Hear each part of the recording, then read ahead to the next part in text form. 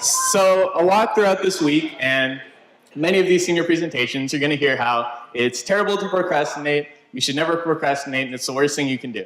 And while that's incredibly true, I'm here to tell you why it's never too late to get your grade up.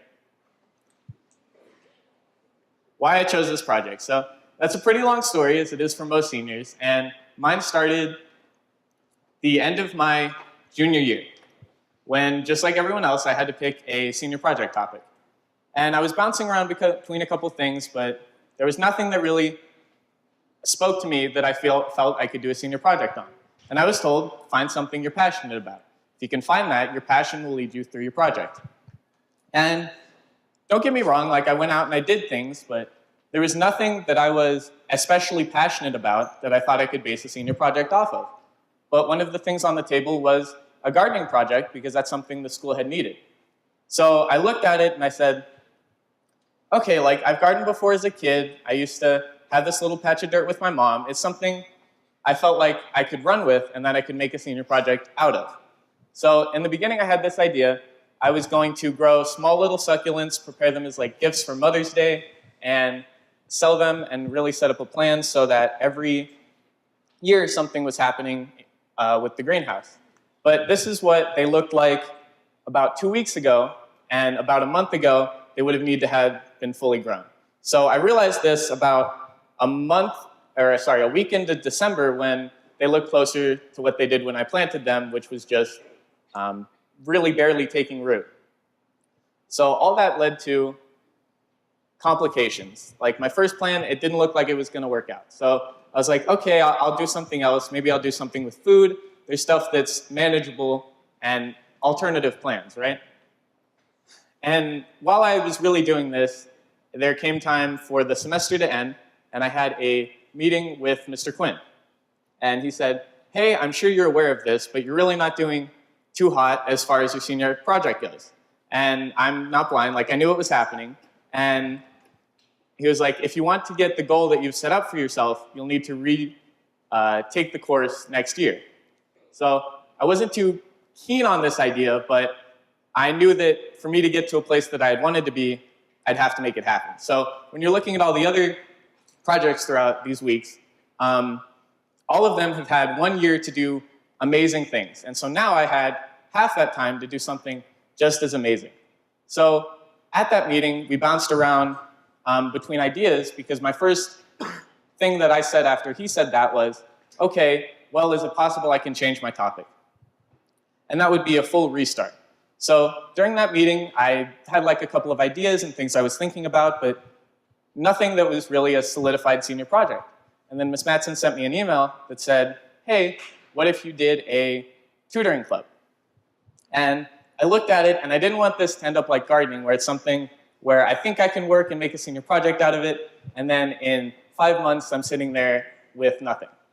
But I thought about it, and if someone needs help with a project, or maybe they don't get a math problem, I'm always the one there who's like, oh yeah, no problem, like I got you, I can help you out. And it really came down to what do you do subconsciously, and I think if you can figure that out, that's where you can find a good senior project. So, like I was saying, this is right before second semester begins. So Quinn gave me a list of things that would need to happen, and we discussed them, and then there were certain things that need to happen by the time we actually got back to starting school. So the first one of those was flyers, which I displayed around the building. So they kind of laid out the idea that I had, how tutoring would cover English, math, science, and advisory, run from 3:40 till 4:30 every day, and that people could stay as long as they want. The next thing I had to do was send out emails to everyone. So the first one I sent out, this is an example of it, it was to the parents. So it talks about a lot of the same stuff that I said in the flyer, just kind of lays it out and then has the flyer attached. And then I also had to send out an email to students that was geared differently and focused on other things. I also made a start of the year survey. So it was kind of basic. It had like, what's your name, what grade are you in, and would you be interested in tutoring? If so, what subjects would you most often need help with?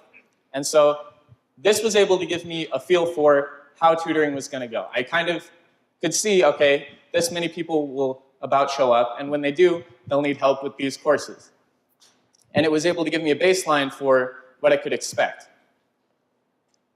Now, I couldn't do this on my own. As much as I'd like to say that if I have 9 different kids who all need help with 9 different math classes, I can teach them all 9 different subjects at the same time, I don't have that ability. So the next thing I needed were tutors to help me out. So these are the reliable, amazing people that I found that were willing to help me. And so this is the people who I usually had there on Wednesdays, and then the people who were usually there on Fridays. So the next thing I needed was the basis for attendance sheets. I needed 2 attendance sheets, one for the tutors themselves, if they could show up, if they were there that day, and then if they couldn't show up, if they had told me why they wouldn't be there. Because if I'm relying on someone being there to help me, and then suddenly they're not there, and I'm left with a bunch of kids and not the means to help them, then that's a problem that I need to fix. The second sheet had all the information from the survey that I sent out, and it went over the students. So that was also giving me a baseline. It said, okay, I have this kid who shows up. He's there once every week, once every other week.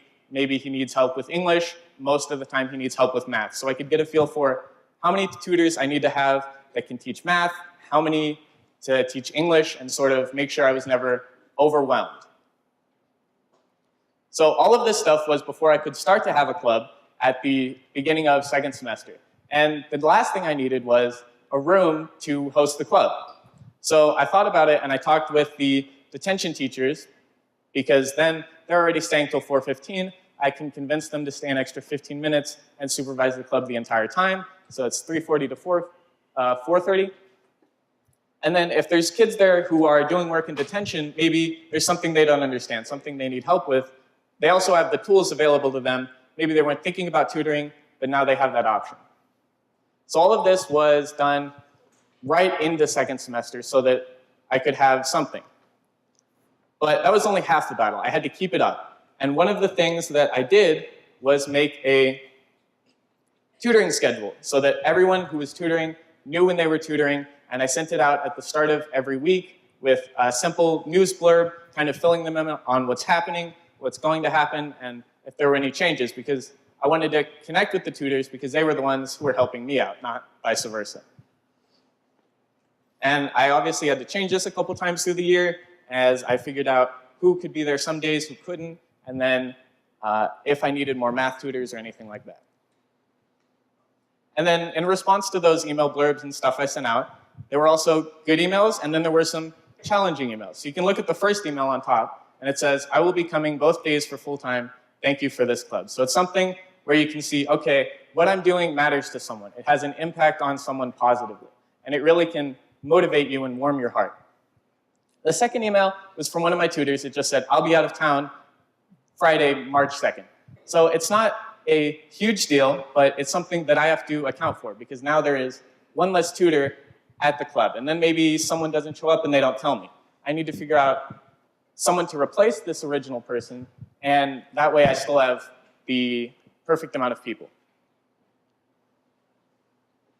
So I was able to keep everything up throughout the year, and people still showed up to the club for the rest of the year, and it was really successful, I felt. And so what went well? Finding reliable people to help out, finding the tutors I needed, and having them to be able to help me. Keeping record of everything. So each week, who's there, who isn't, sending out things, talking to people, making connections, all that sort of stuff. And then overall, I felt that hosting the club each week went well, right? I thought the students were doing well and that I was helping them. But how I think and how things might actually be could be two different things. So towards the end of the year, I sent out a final survey that kind of said two things, or asked for two things. One was, how do you feel you've improved in these courses if you've attended tutoring for them? And then, why do you feel you've improved? And another thing that went along with this was, yes, it was so, okay, what I'm doing is helping people, but I also wanted to know if there was anything I could improve upon, because I can sit there and say, okay, there's these things that I think should be better, and a bunch of stuff like that, but if other people have other things that maybe I'm not aware of, this is a means for me to find that out. So if you look here, everyone who attended and filled out the survey felt that they had improved in math. So it's really helpful, and I can see I'm helping people. So along with those questions, I asked, why do you feel you have improved? Like, what is good that I should expand upon, and maybe what isn't so good that I should cut out? So let's look at the second comment. It says, I feel like I have improved because the tutors are always prepared with the tools I need, even before I get to class. So this is another one of those things where I've found good people, I'm doing something beneficial that's helping people out. What I learned.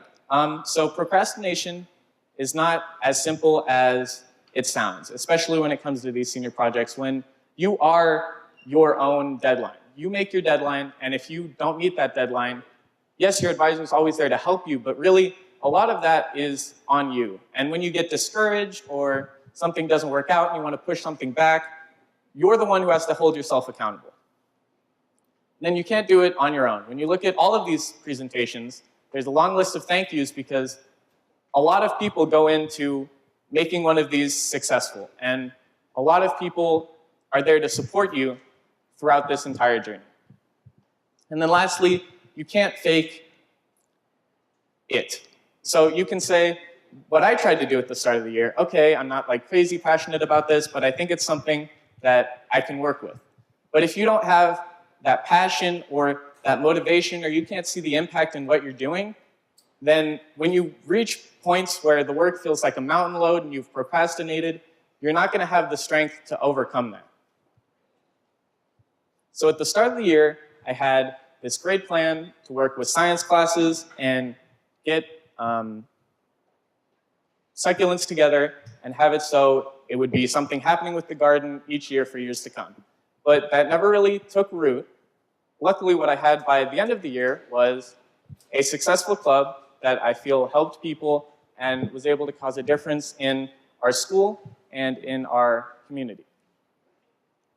So then I'd like to thank Shaina, Ryan, John, Freya, Aubrey, Jessica, Janine, Derek, Quinn, Leah, Eric, Jayla, Ethan, Bianca, Nelson, and Caitlin. They were my amazing tutors. Without you guys, none of this would have been possible. And a huge shout out goes out to you guys.